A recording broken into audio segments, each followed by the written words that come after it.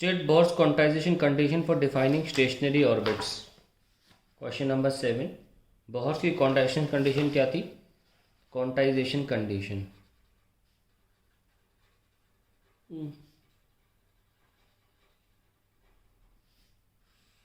उन्होंने बोला कि angular momentum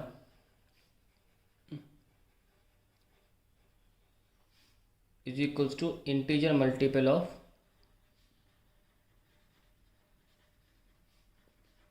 h upon 2 pi, यानी कि L हो जाएगा NH अपॉन 2 पाई।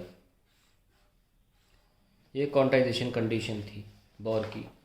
खैर, इसका और पार्ट क्या है? और ये भी लिख लें कि इन दोज ऑर्बिट्स वहाँ पे थी ये वेयर इलेक्ट्रॉन इज स्टेबल। मतलब इलेक्ट्रॉन तभी स्टेबल होगा जहाँ पे ये कंडीशन सेटिस्फाई होगी, इलेक्ट्रॉन इज स्टेबल। स्टेबल का मतलब ये होता है कि वो गोल गोल घूमेगा और अपनी कोई भी एनर्जी रिलीज़ नहीं करेगा वहाँ पे, कि वो एनर्जी रिलीज़ करेगा तो न्यूक्लियस में गिर जाएगा। तो वो नहीं हुआ। रदरफोर्ड ने ये बात नहीं बोली थी, तो ये बात इस पॉइंट से साबित हो जाती है कि electron can revolve around nucleus easily. Now इसका सेकंड पार्ट है, मतलब और part, discuss briefly how wave theory of light cannot explain photo electric effect. पहला एक तो according to wave theory intensity is proportional to energy. ठीक है, या एनर्जी की जगह आप एम्पलीट्यूड भी लिख सकते हैं, प्रोपोर्शनल टू एम्पलीट्यूड का स्क्वायर बोलते हैं, और एम्पलीट्यूड सीधे एनर्जी को कॉरिस्पॉन्ड करता है। तो उस लिहाज से ये होना चाहिए कि if higher intensity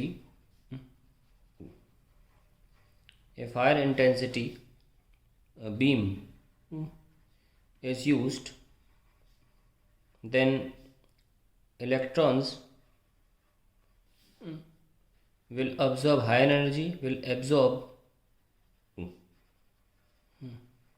higher energy and will use that energy to come out,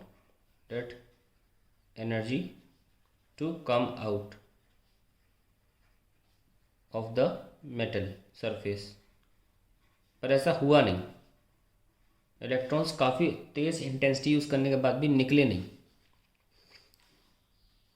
at a certain frequency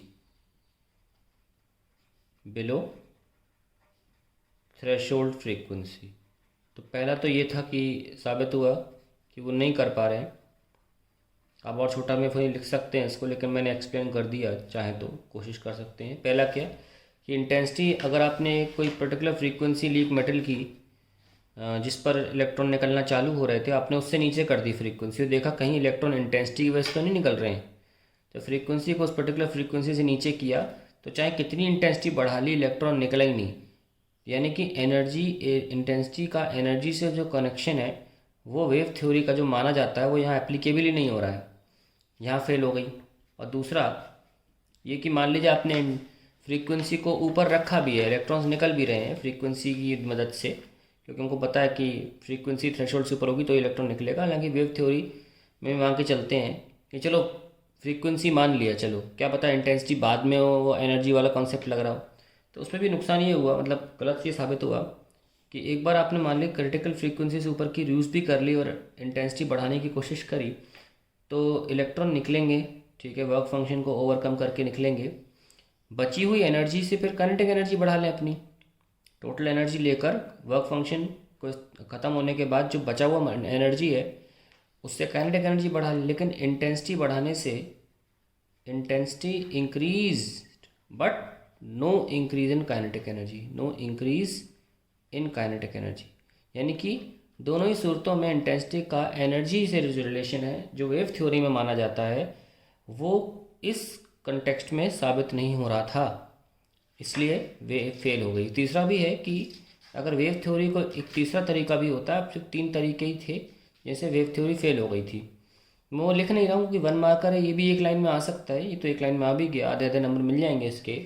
लेकिन तीसरा बता देता हूँ क्या है। तीसरा ये है कि वेव थ्योरी लगाने पर जब देखा तो इलेक्ट्रॉन को 130 से 140 दिन लग रहे थे निकलने में, लेकिन एक्चुअली में इलेक्ट्रॉन 1 नैनो सेकेंड में निकल जाता था लाइट की इंसिडेंट होते ही, और एक्सपेरिमेंट्स ने भी यही साबित भी किया।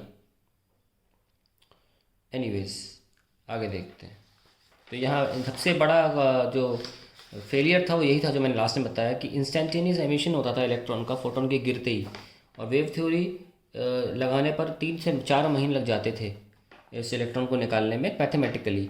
तो एक्सपेरिमेंट से प्रूफ नहीं हो पा रहा था, तो ये सबसे बड़ा रीज़न यही था वेव थ्योरी के डिस्कशन का।